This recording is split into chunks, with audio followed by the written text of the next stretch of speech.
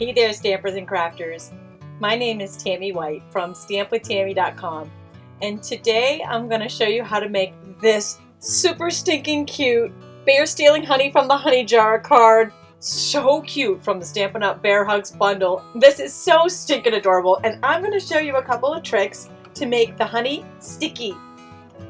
Well, not really, but it's going to look like it's sticky on the card. Alright, let's get started. And here's a close-up of our bear. So flippin' adorbs, and check out the honey. It even looks like it's sticky. Just love it, love it. I'm going to show you this trick with crystal effects. Thanks to Julie Pita for this super cute card idea. The stamps and framelit set that I'm using is the Bear Hug stamp set, which is in the Stampin' Up Occasions catalog, and the coordinating framelits that cut out the pieces in the stamp set. They're made to go together, but that you can purchase them separately. You can purchase all of the supplies that I'm using today in my stampwithtami.com online store simply by going to this URL or clicking in the link in the YouTube description below. And if you're on YouTube, you can click right on this video, and I also have a free downloadable PDF file for you there too on this card. I'll be using some early espresso ink, and we're going to ink up our bear and stamp him on some white scrap. And then stamp the honey pot 3 times. This is the brush tip end of the crushed curry Stampin' Right marker, and I'm going to color in the honey on the honey pots, all 3 of them. We've got the Big Shot die cut machine with the magnetic platform and 1 cutting pad on top. Gonna put our bear in there and line up the bear framelit. There is a honey pot framelit right here too that cuts out the honey pot, and at least a border around it, which is cute on most cards, but this particular one I'm going to hand cut. It's up to you whether you want to use the framelit or hand cut on yours. Put a cutting pad on top and crank it through. And that cuts out our bear. He's so cute. While we've got the Big Shot out, we're going to put the multi-purpose cutting platform on tab 1. Our soft suede panel, again, measurements are on my blog, and the wood grain impressions folder. This panel will go right inside the folder. Sandwich that between 2 cutting pads. Place it on top and crank it through. And that gives us our textured tree. It's so cute, isn't it? Now I'm going to go ahead and take our early espresso ink pad again and just rub it right over the top of this cardstock. We call this direct to paper. Really adds dimension and pop to our tree. And then I took a little strip of paper from the Going Places designer paper stack and either some snail adhesive to attach it to our panel, or you could use the green, we call it the green glue, the liquid glue. I'm going to take the ink pad again and just kind of rub it around the edges after I've attached this designer paper to blend it in just a little bit. And then I'm going to wrap some linen thread around the bottom. And just tie that in a bow. It is already so cute. And next we've got our 2-inch circle punch. Using that upside down, I'm going to push it as far into the card as it will go in the center.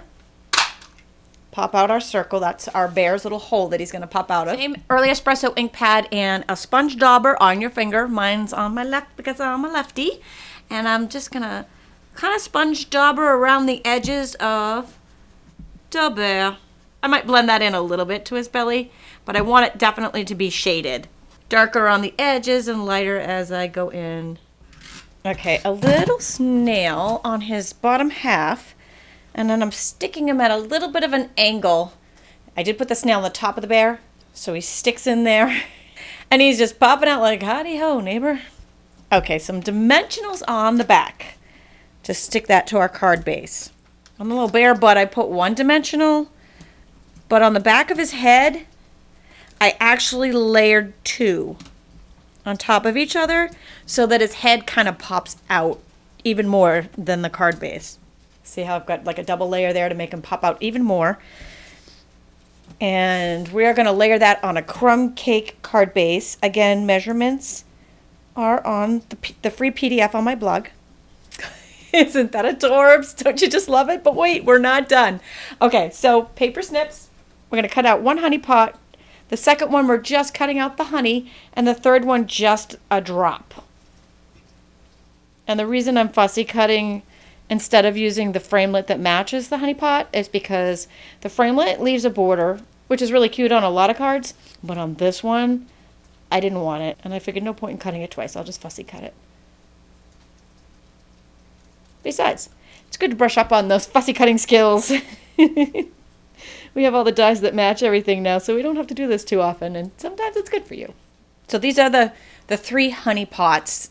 One full honey pot, one just the honey, and one just the drip. On the full honey pot, I'm going to sponge around the edge like we did with the bear, with the sponge dauber.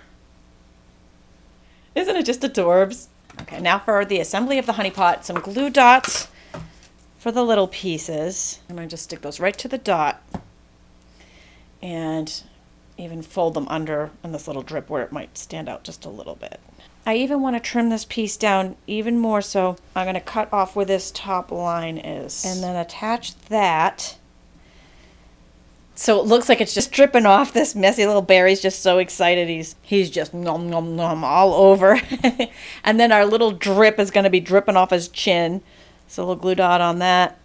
We'll stick that right under his little chin. So now let's bring that honey to life, like make it sticky and so cool. I'm using some crystal effects and a little magic stick called a toothpick. We're going to need that for the details on here. I'm going to just zoom in a little bit so you can see what's going on here. I'm going to take the crystal effects carefully, kind of squirt it on, and use the toothpick to push it all around so all the honey's covered with the crystal effects. And then do the same with the drip and the same with the little dribble down below. Just squirt it out and use the toothpick to move it around. And that's it. That crystal effects just needs a minute to dry. And through the magic of television, I have one already dried. When it's dry, it looks just like that. How awesome is that? Again, all the deets are on my stampwithtami.com blog and a free downloadable PDF there as well. Just go to this URL or click on the video. And also be sure to sign up for my weekly newsletter while you're there, because I send out free card tutorials every Tuesday that are exclusive to my newsletter mailing list. Thanks for joining me today.